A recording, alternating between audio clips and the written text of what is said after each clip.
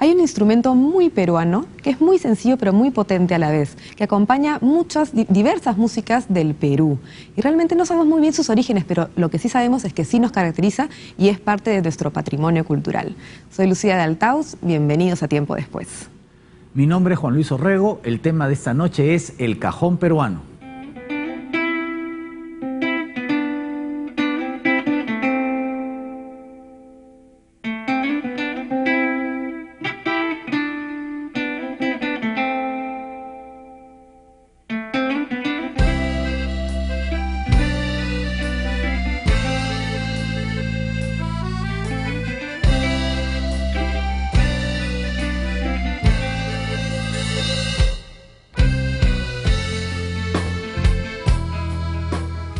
Muy buenas noches a todos, buenas noches Lucía. Hoy nos convoca un tema muy puntual, porque se trata de un instrumento que todos nosotros conocemos, que se usa no solamente para la música de origen afro en el Perú, también para la música criolla, para el vals, como es el cajón. Un instrumento que en los últimos años no solamente se ha revalorado, sino que incluso lo hemos exportado. Antes, cuando uno veía pues a los grupos criollos, el cajón y el cajonero estaban un poco al margen del grupo, pero ahora se vive pues otro escenario, ¿no?, respecto a este instrumento. Así es, hasta los niños aprenden a tocar cajón hoy día, el día de hoy. Bueno, tenemos a dos grandes invitados. Está con nosotros primero Marco Aurelio de Negri, que él es lingüista y conductor de la función de la palabra. Bienvenido, Marco Aurelio. Gracias. Y también nos acompaña esta noche Rafael Santa Cruz, que ya es conocido de la casa, él es músico. Muy buenas noches. Encantado de estar aquí. Bueno, podemos hacer como un análisis, ¿no?, de este instrumento tan sencillo, pero tan potente al mismo tiempo, ¿no? Nos pueden contar un poquito, haciendo historia, ¿cuál es el origen? ¿En dónde empieza, cómo surge tocar esta caja? O sea... Siempre es difícil precisar el origen del cajón, ¿no? Debido a justamente a su sencillez, a que es un instrumento hecho de madera que no nace como un instrumento musical, sino que es una caja de embalaje que es dejada de lado. El ingenio popular y la necesidad de hacer música la recoge y más tarde la empieza a utilizar para fines musicales, pero en realidad pasa mucho tiempo hasta que adquiere la categoría de instrumento musical. Entonces es muy difícil precisar exactamente dónde nace. Puede ser, aparentemente es en Lima, donde hay más información. La información más antigua está en Lima. Podría ser, si es una caja de embalaje que se ha usado para viajes, para portar mercancía. Puede ser que fuese el Callao, uno de los sitios. Puede ser Malambo, que era una zona de mucha gente negra.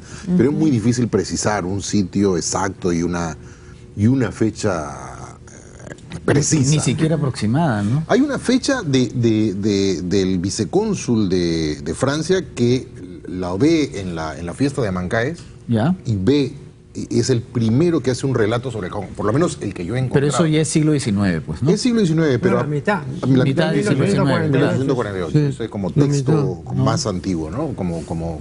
Como podríamos decir...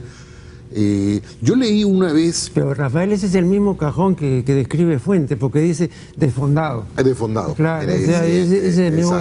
Ojo que se trata de Manuel Atanasio Fuentes, un polígrafo también del siglo XIX, ¿no? Cierto. Y hay que decirle al público que Amancaes era una zona en lo que es ahora el Rímac, que era una zona pues de recreo para los limeños, porque se iba a comer, se iba a bailar, no se iba a escuchar música. Entonces de ahí provienen las primeras descripciones, por lo menos, o las primeras descripciones conocidas. Es posible que haya algún texto anterior, ¿no? No lo hemos encontrado. Pero lo que dice, por ejemplo, gente que ha estudiado el cajón en Cuba, por ejemplo, el musicólogo Ortiz, lo que decía el mismo Fernando Romero, Nicomedes, toda esa gente más o menos hacía un cálculo de que el cajón para estas fechas tendría 200 años aproximadamente, ¿no? O sea, poco más, pocos menos.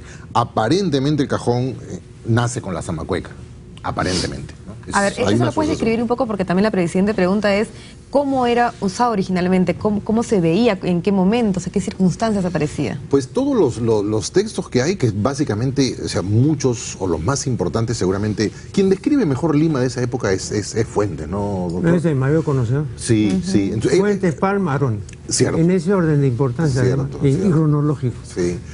Y Fuentes cuenta muchas cosas sabrosas de Lima, ¿no? Sobre esta fiesta, por ejemplo, sobre la fiesta de Amancaes. Ya. Entonces, los testimonios más antiguos siempre relacionan el cajón con la zamacueca. Este mismo texto de Bodmiló, que se llama el vicecónsul francés, que estaba en esa época, en 1848, estaba acá, que hace el primer registro de lo que es un cajón. Yo no creo que el cajón ha nacido ahí. Lógicamente, si este señor habla del cajón, escribe sobre el cajón ya llevaba un tiempo. Porque si lo asociamos a la zamacueca, pues es desde la colonia tardía, por lo menos. Por lo menos de la colonia tardía. Por lo menos desde la independencia. Claro. Así, claro, ¿no? Y yo creo que debido, lógicamente el cajón de esa época no era como el cajón de hoy día, pero creo que debido a que siempre era una caja de fondados, era como instrumento, como objeto, es muy sencillo, posiblemente el instrumento ha estado ahí y nadie ha reparado en él durante años, nadie le ha hecho caso. Posiblemente también se hacía la jarana, esto era parte de la jarana, y cuando no había cajón igual se hacía la jarana, como se decía, cajeando el arpa, ¿no? En la panza del arpa. Se usaba eso, se cajeaba a veces en las vihuelas, en las guitarras, ¿no? Y la zamacueca tenía mucho juego de coro solista y de palmas. O sea que a lo mejor no hacía falta todo el tiempo el cajón, y en algún momento aparece. Pero como es un instrumento de origen, podríamos decir, tan sencillo, tan humilde, posiblemente también ha sucedido que el cajón estaba ahí y que nadie le prestó atención, porque no luce como un instrumento musical. O sea, no fue un instrumento musical durante muchos años. Doctor de Negri, ¿y qué otros testimonios tempranos usted ha registrado respecto al cajón? Bueno, lexicográficamente es una caja grande, ¿no? El sufijo es aumentativo, ¿no? No, yo considero lo que decía Rafael, ¿no? Era un realzador de fiesta, o sea, era simplemente... Le daba más sabor. Más sabor y animaba, digamos, ¿no? Era, digamos, la algarabía, y muy relacionado con la negritud, o sea, con la sensualidad, ¿no? La actividad, digamos, en toda la forma cinética, digamos, del negro, que lo asociaba mucho a eso, ¿no? Porque en los testimonios que hay, que son antiguos, se ve así como algo más primitivo, ¿no? Claro. O sea, pero no creo que sea considerado como un instrumento, ¿no? O sea, me parece que... Y eso todavía, muchos años después, yo creo que todavía en el siglo XX también se consideraba así, y había que llegar pues hasta mediados del siglo XX para poder indicar la existencia de algunos cajoneadores, que yo he estudiado particularmente en esa época. No había muchos tampoco. Tampoco tenía, por supuesto, la popularidad que tiene hoy, ¿no? Aunque yo digo por razones equivocadas esa popularidad. ¿Por qué? ¿Puedes explicar eso?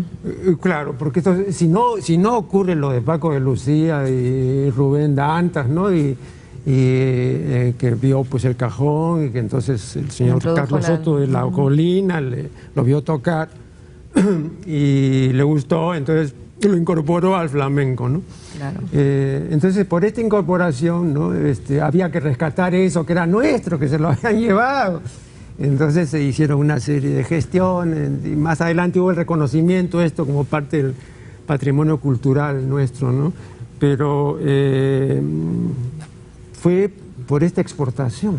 Ahora, a nosotros, si no nos hubiera ocurrido esto, el cajón seguiría... Sin valorarlo. Y en estas pesquisas que usted Lo que me parece lamentable también. Sí, totalmente lamentable, nos pasa todo el tiempo. En estas pesquisas que usted ha realizado, nos ha hablado de 3 cajoneros, ¿no? Eran, en orden cronológico, Monserrate, Arciniega y Ramírez. No eran los únicos, ¿eh? Y tampoco comenzaron en la década del 50, ¿no? No, lo de Porfirio y todo, ya aquí es la voz autorizada para hablar eso, pero no está necesariamente relacionado con el cajón, ¿no? No, en este caso eran 3 figuras que para mí han sido siempre las figuras estelares de esa época. ¿Ya? Bueno, 2 de ellos murieron en esa década, ¿no? Monserrate murió el año 57, Ramírez murió el año 60, Arciniegas ha muerto Los 70 ya, sí, en los 70. Pero ahí todavía era utilizado el cajón digamos, en fiestas más, digamos, todavía no estaba tan generalizado, todavía no adquiría un valor tan importante. Esto era dentro de, no sé, de fiestas. No, en las actuaciones, en la radio, no, porque todavía no teníamos televisión.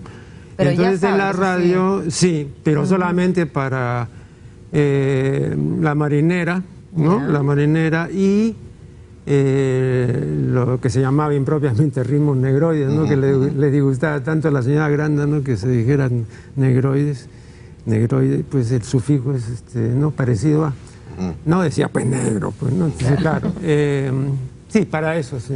Ahora, hay una diferencia porque cuando pasa esta vigencia de estos cajoneadores que he mencionado y entran a tallar pues conjuntos como los que entraron a tallar, conjuntos de danzas negras, etcétera, ¿no? Victoria Landa Cruz y todo lo que ya se conoce, hubo sí ahí un cambio radical, ¿no? Porque ahí entonces uno entendió, por lo menos yo me parece fácilmente se comprendió, por qué eso estaba tan unido a los negros, ¿no? O sea, un cajoneador como Arciniegas, y uno veía que tocaba, por ejemplo, un festejo, y luego pudo ver, por ejemplo, a alguno de los Vázquez tocando, había una diferencia abismal, no era lo suyo.